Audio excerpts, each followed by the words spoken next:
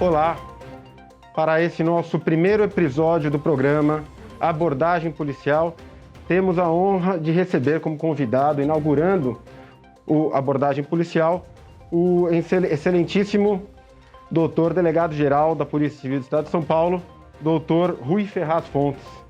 Doutor, primeiramente, muito bem-vindo, muito obrigado por aceitar esse convite de falar um pouco à classe e à sociedade acerca da sua atuação à frente da Polícia Civil do Estado de São Paulo. Brevemente, vou ler aqui um pouco da história do currículo do Dr. Rui. Dr. Rui Ferraz Fontes é formado em Direito e pós-graduado em Direito Civil, tendo iniciado sua carreira como delegado de polícia na delegacia de Itaguaí. De 1989 a 1991, atuou no DECAP e DHPP. Posteriormente, foi delegado no DENARC e durante 14 anos trabalhou no DEIC. Fontes também foi delegado titular dos distritos policiais 17, 69, 92 e 27 do DECAP. Ocupou ainda o cargo de delegado titular da Divisão de Investigações do DEIC. Em 2015, foi nomeado diretor do DENARC, assumindo em janeiro de 2019 a Delegacia Geral de Polícia. Além da atuação como delegado, também foi professor de Criminologia e Direito Processual Penal da Universidade Anhanguera, entre os anos de 2005 e 2011. No início dos anos 2000, Dr. Rui Ferraz Fontes foi um dos principais delegados do Estado de São Paulo no combate ao PCC, tendo apresentado prisões de importantes líderes do crime organizado. Doutor, novamente, muito obrigado. Seja muito bem-vindo ao nosso programa Abordagem Policial. Inicialmente, eu queria lhe perguntar, doutor, ao assumir o cargo de delegado-geral de Polícia Civil do Estado de São Paulo, qual foi o cenário que o senhor encontrou? Quais foram os principais desafios e quais são os avanços obtidos até aqui? Bom, primeira análise, eu agradeço a oportunidade de poder falar ao programa, de poder expor o que fizemos na polícia e o que pretendemos fazer durante todo esse período que a gente, na realidade, desenvolve todo esse trabalho dentro da Delegacia Geral. Nós encontramos a Delegacia Geral com alguns projetos em andamento. O principal projeto, e talvez aquele que fosse estruturante no que diz respeito às investigações policiais, tratava-se do EIFES. O EIFES foi finalizado. É ele que, na realidade, reúne um conjunto de informações no nosso cadastro civil que possibilita investigações extraordinárias, esclarecimentos em campo de crimes que chamam muito a atenção e criam um problema na nossa sociedade. Tocamos adiante o EIBS diz respeito ao reconhecimento fotográfico, também é uma ferramenta muito importante de investigação, que tem sido já utilizada. Ele já ultrapassamos todas as fases, e agora o que nós colocamos como um objetivo principal, ele está dividido em duas ideias. A ideia número 1 é criar uma estrutura eficiente para a Polícia Civil, física e de trabalho para os policiais. Isso está sendo realizado, depois nós podemos detalhar mais isso. E criar também um reforço no que diz respeito à questão de caráter pessoal dos policiais. Nós precisamos melhorar a remuneração dos policiais, isso é uma ideia nossa, nós temos projetos já que, obviamente, eles vão ser retardados em razão da pandemia, em razão da legislação que surgiu agora, que é a Lei Complementar 173, mas eu tenho certeza que em 2022 nós levaremos tudo adiante e levaremos a cabo uma reestruturação geral do nosso quadro de pessoal, para que a gente tenha e observe um salário que efetivamente reproduza a necessidade do policial civil para que ele execute com boa vontade, de maneira leal, o seu trabalho, que vem executando hoje, não que ele não esteja fazendo, mas ele precisa ser recompensado por isso. E essa é a nossa ideia, é isso que nós pretendemos apresentar para o governo em 2002. O projeto já estava pronto para esse ano ser encaminhado para a discussão, mas infelizmente paralisou. Não é por isso, nós vamos continuar lutando, lutamos tantos anos, não vai ser por conta de um ano que nós vamos desistir. Isso vai ser levado adiante. Obviamente que também existe o projeto de estruturação da Polícia Civil, visando ela executar com muito mais detalhe a atividade fim, que é a investigação policial, e para isso nós precisamos preparar o nosso ambiente. A preparação do ambiente, ela diz respeito desde o início do nosso trabalho, que vem com o registro relacionado com a notícia ou com a reclamação da vítima, resguardando todos os vestígios que são necessários para a investigação futura, até a finalização desse trabalho, usando todas as ferramentas que hoje estão disponíveis no mercado, aquelas mais modernas possíveis, para que a gente entregue um trabalho para o judiciário que permita que ele condene se o indivíduo for identificado e apontado como autor de crime. É esse o nosso objetivo. Nós temos que entregar na mão do policial, que tem que ser treinado para essa finalidade, toda a ferramenta possível e imaginável que ele possa usar para entregar um trabalho adequado para o judiciário. Perfeito, doutor. E eu pude testemunhar a sua luta em defesa da valorização dos interesses dos policiais civis. Estivemos juntos na votação, no processo de reforma da Previdência, e eu pude presenciar diversos momentos em que o senhor lutou preservando os interesses de todos os policiais civis. E tenho certeza que será assim também em relação à nossa valorização salarial. Então, desde já, atendendo aí certamente a um dos reclamos, não só dos policiais civis, mas de toda a sociedade, porque isso afeta a sociedade, a gente pode dizer que nós podemos ter esperanças ainda de que até o final do governo João Dória, os policiais civis terão uma valorização salarial. Eu tenho certeza que sim. Em todas as reuniões, mais de 50 que tivemos com o governador, ele sempre demonstrou o interesse de realizar isso. Obviamente, num primeiro momento, sem um financeiro adequado para que isso fosse adiante, mas eu acredito que agora a gente possa transformar a nossa carreira numa carreira profissional, policial, em que a gente valorize muito aquelas peças fundamentais da toda a nossa estrutura, o delegado de polícia, o escrivão, o investigador, as demais carreiras aí, que nos auxiliam tanto para chegar no nosso objetivo. Perfeitamente, doutor. E com relação ao déficit hoje existente, nós já estamos diminuindo gradualmente. De certo que a pandemia também acabou afetando esse processo com a suspensão das aulas na academia, mas estão também previstos novos concursos, abertura de novas vagas para os próximos anos. A gente também pode aguardar algo nesse sentido. Sim, olha, nós queremos finalizar esse concurso, queremos aproveitar todas as vagas. Esse é um pleito que fazemos semanalmente ao governo. Eu tenho certeza que no momento em que os cofres públicos voltarem à normalidade, nós vamos ser atendidos, tá? Para que preenchamos todas aquelas vagas subsequentes que não foram preenchidas, não são os remanescentes, são os subsequentes. O remanescente seriam aqueles candidatos além do número previsto no concurso. Nós queremos preencher a vaga dos subsequentes, que são, em tese, por exemplo, nós temos 250 vagas para delegados e temos 214 delegados na academia. E nós queremos trazer esses outros 36 que faltam para preencher as 250 vagas. Em outras carreiras isso também aconteceu.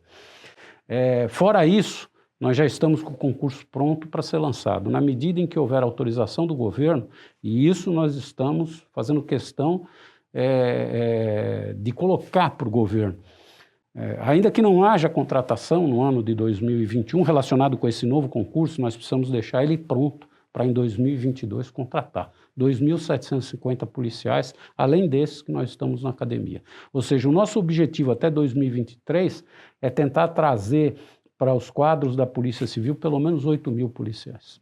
Fantástico, muito bom saber disso. Tenho certeza que é algo que é de interesse não só da Polícia Civil, mas sobretudo da sociedade paulista, meu doutor. Como é que tem sido a atuação, doutor, da Polícia Civil durante a pandemia? Quais são as medidas que foram implementadas, as inovações tecnológicas que foram eventualmente aceleradas? Eu sei que houveram algumas que já estavam previstas e a pandemia acabou acelerando alguns procedimentos. Quais são as medidas que o senhor poderia citar?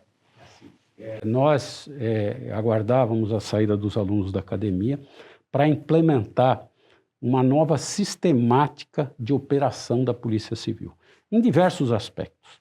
Mas o principal deles é a coleta de todo o material relacionado com notícia de crimes que eventualmente tenham acontecido, até a elaboração de todo o inquérito policial, e que isso tudo fosse feito pelo meio eletrônico. Nós íamos lançar provavelmente em setembro, que é quando nós tínhamos os alunos para implementar toda a sistemática, mas tivemos que adiantar por conta da pandemia. Nós tínhamos que tirar aquela vítima que eventualmente ia fazer o registro de alguma reclamação na unidade policial, nós tínhamos que tirá-la de lá, para que ela não se expusesse a uma eventual infecção pela Covid. Então, nós lançamos prematuramente, mas conseguimos adequar bem, a delegacia eletrônica e a DDM online. O que nós pretendemos com isso? Que todas as ocorrências sejam registradas pela via eletrônica. Mas não é um registro simples, é um registro mais complexo. Essa complexidade já está sendo adaptada ao sistema e ela é interativa. Na medida em que a pessoa tenha algum problema durante o registro, o delegado que está na outra ponta, na delegacia eletrônica, já vai se corresponder com ela para poder alinhar a solução do problema dela. E, posteriormente, feito o registro, ela é chamada na unidade policial que tem a atribuição de fazer a investigação relacionada com o problema dela, para que se siga adiante, seja através de uma investigação, numa ocorrência de autoria desconhecida, que ainda nós não temos um inquérito policial instaurado, seja no próprio inquérito policial eletrônico. Ou seja, até setembro, nós pretendemos apresentar um novo formato da atuação da Polícia Civil em todas as áreas, de maneira a facilitar ao público que ele tenha todo o atendimento que a Polícia Civil possa dar. Para vocês terem uma ideia dos detalhes, e eu vou dar um viés somente, que nós estamos preparando, nós queremos que, se por algum motivo a pessoa perdeu a identidade, teve a identidade furtada ou teve a identidade roubada, e na hora que ela noticie isso através da delegacia eletrônica, nós já vamos oferecer a possibilidade a ela, se ela já fizer parte do nosso cadastro, hoje de 37 milhões de pessoas, nós vamos ter mais ou menos 60 milhões registrados, cadastrados há mais 11 meses, nós já estamos fazendo toda a digitalização antiga. Na hora que ela noticiar esse fato, nós já vamos perguntar para ela, você quer tirar uma identidade nova? Ela vai dizer quero.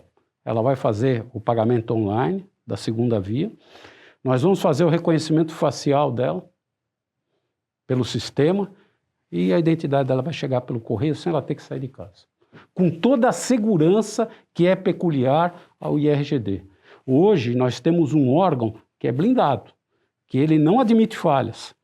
Na medida em que nós conseguimos estabelecer milhares de carteiras de habilitações falsas que foram tiradas no Detran, não por falha do Detran, mas por falha no sistema nacional. A pessoa vinha com uma certidão de nascimento falsa do Nordeste, do Sul, que não era cadastrada aqui, e cadastrava-se no Detran com um nome falso. Hoje a gente consegue já encontrar essas falsidades e acabar com elas. nós conseguimos também, com um termo de cooperação com a Receita Federal, anular 30 mil CPFs que eram indevidos.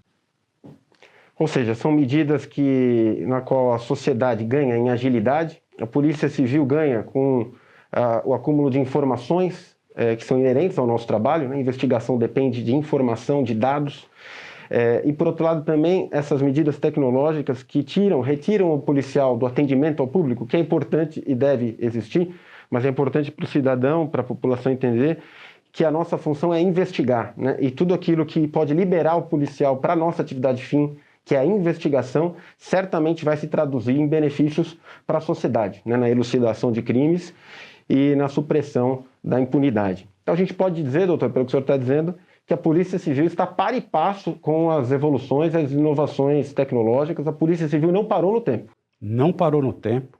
Hoje ela é equipada com todos os instrumentos, com todas as ferramentas mais modernas do mundo.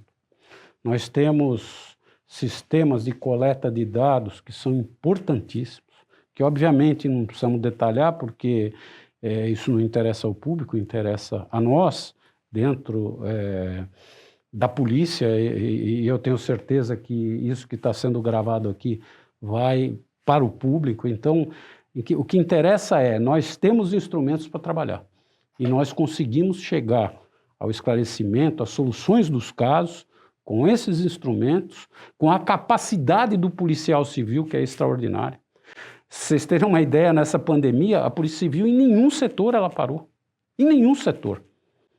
Muito pelo contrário. Nós tivemos dezenas, centenas, milhares de casos solucionados dentro das unidades policiais. Isso foi espetacular.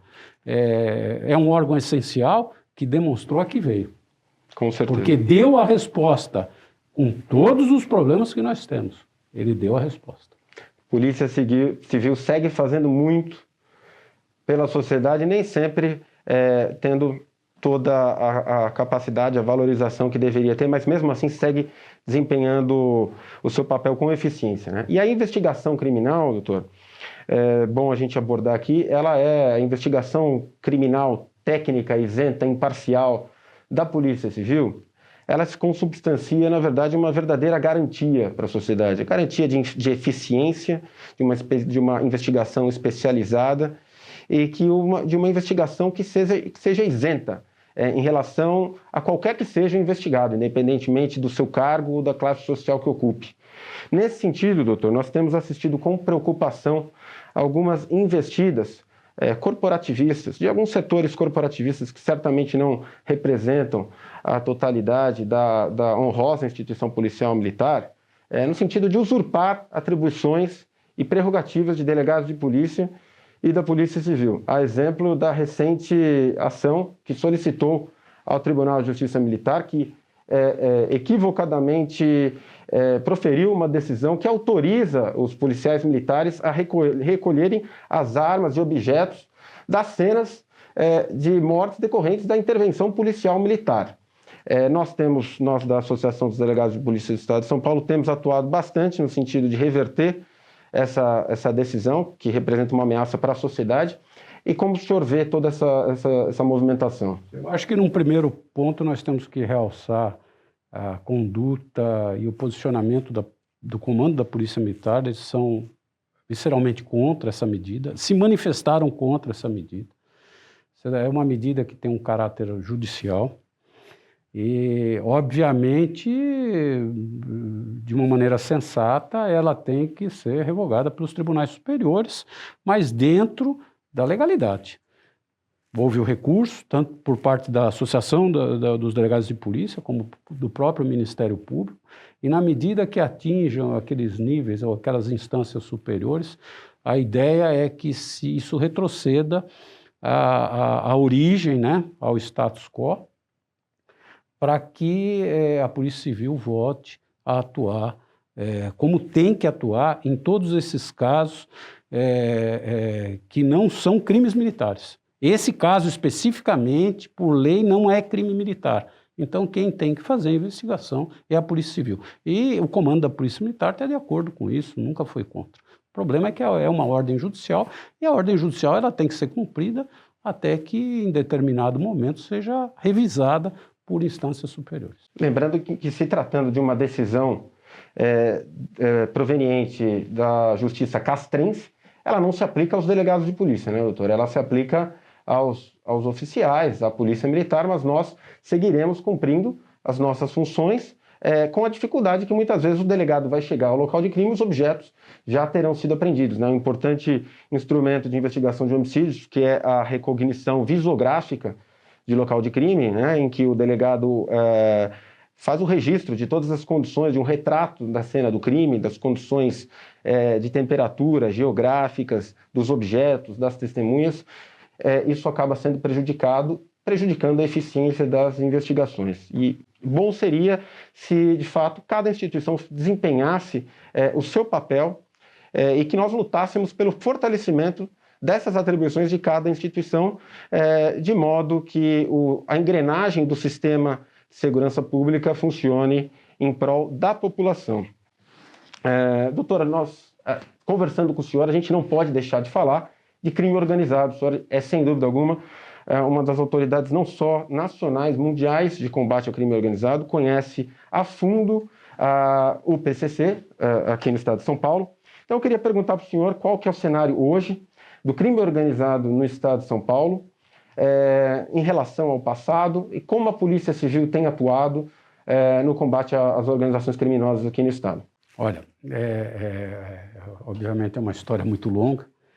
Nós já tivemos pior diante de todo o poder que, no passado, uma das organizações criminosas que existem, que é o PCC, emanou.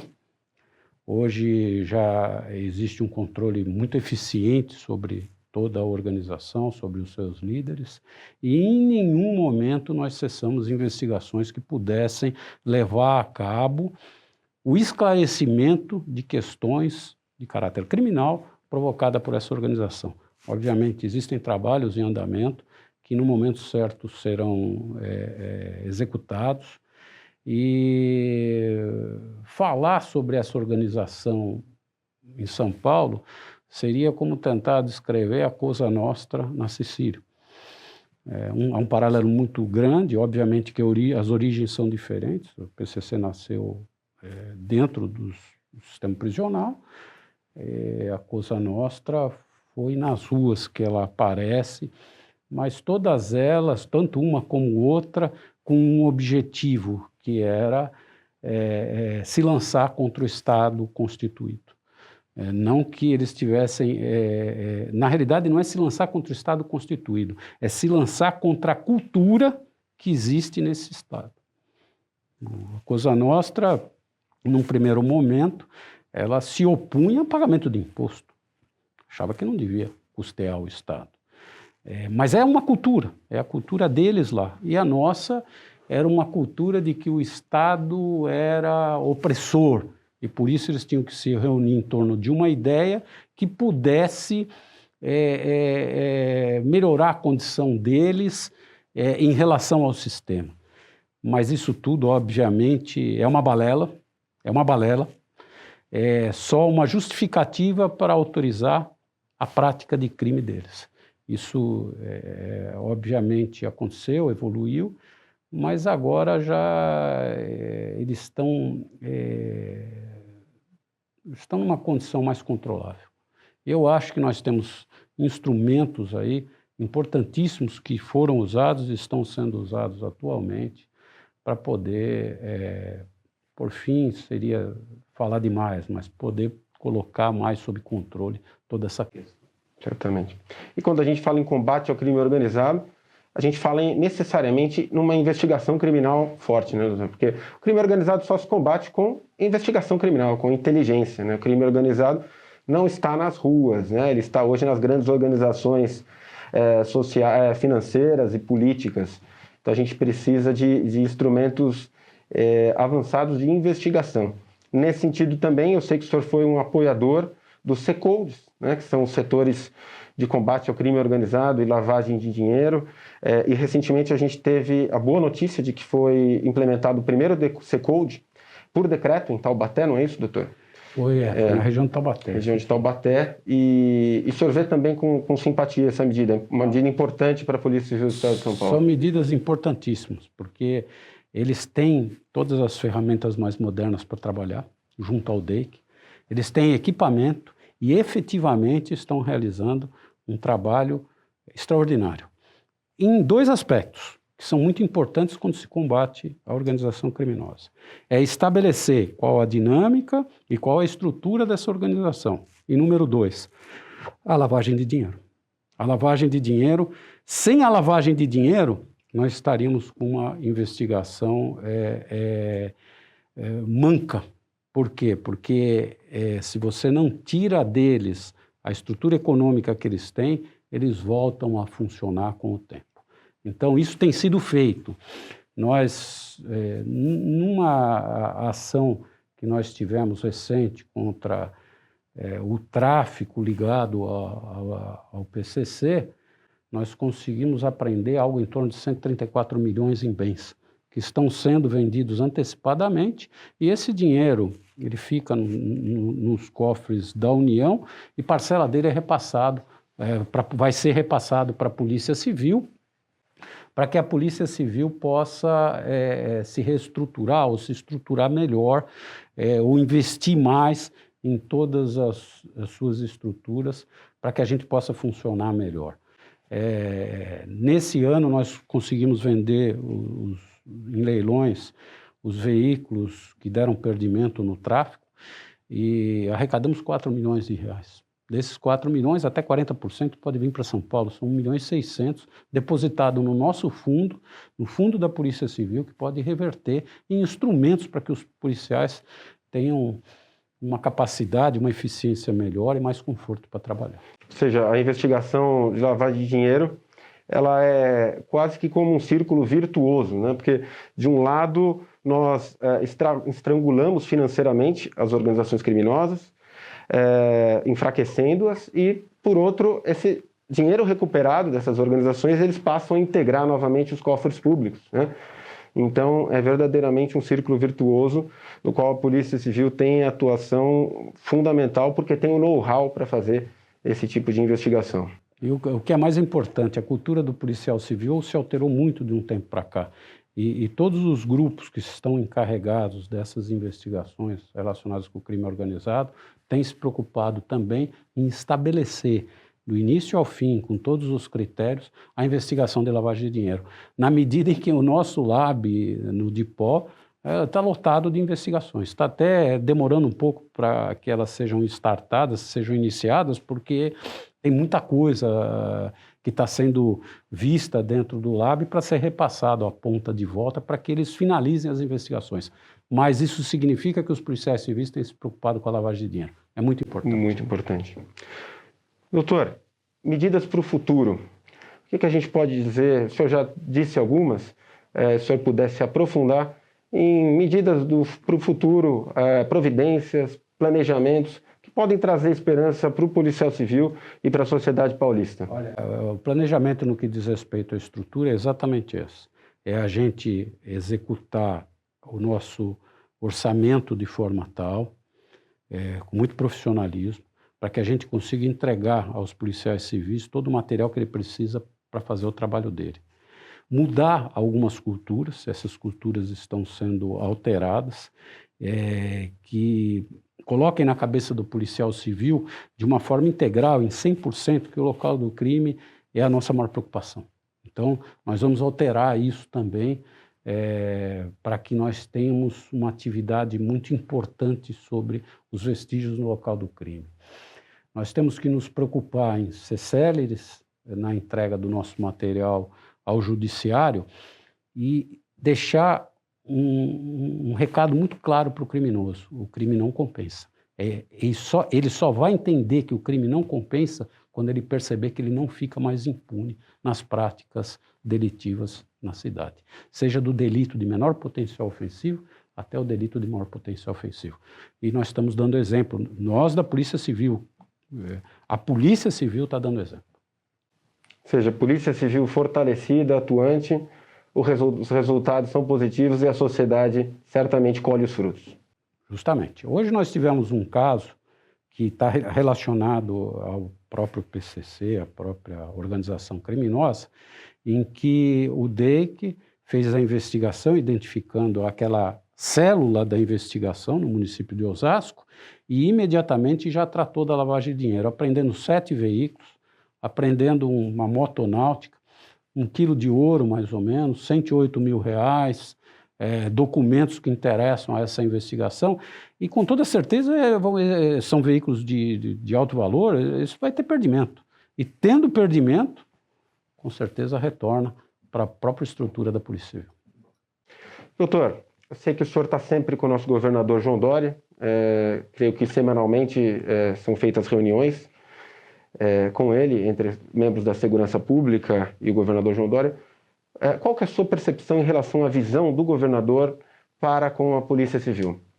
Olha, o governador, desde que iniciou a gestão dele, ele demonstrou muito carinho pela segurança pública, normalmente pela Polícia Civil. O esforço que ele tem feito em recuperar as estruturas da Polícia Civil, ele é muito perceptível. Ele chamou, e isso por vias legais, aquelas empresas que pudessem auxiliar na reforma dos distritos policiais, conseguiu com outras empresas doações que vão permitir que a gente reforme e traga o nosso CEPOL para o século XXI. O CEPOL vai mudar completamente. Nós vamos criar com tudo isso uma segunda via de comunicação além do rádio. Nós vamos ter uma comunicação via celular também. Isso está sendo, já faz parte da realidade desse ano, para o fim do ano e começo do ano que vem. Está em licitação. Nós vamos licitar aparelhos de celular, banda larga e aplicativos que permitam ao policial que receber esse celular fazer toda a comunicação que ele necessita para fazer a investigação dele. Vai ser a ferramenta de trabalho dele, vai ser esse celular. Nós pretendemos atingir um nível muito alto de celulares. Obviamente, nós devemos começar em torno de 1.500, 1.600 celulares para serem distribuídos na capital, Grande São Paulo, alguns no interior. E esses celulares vão receber um software muito importante que vai permitir um relacionamento com os nossos arquivos muito ágil.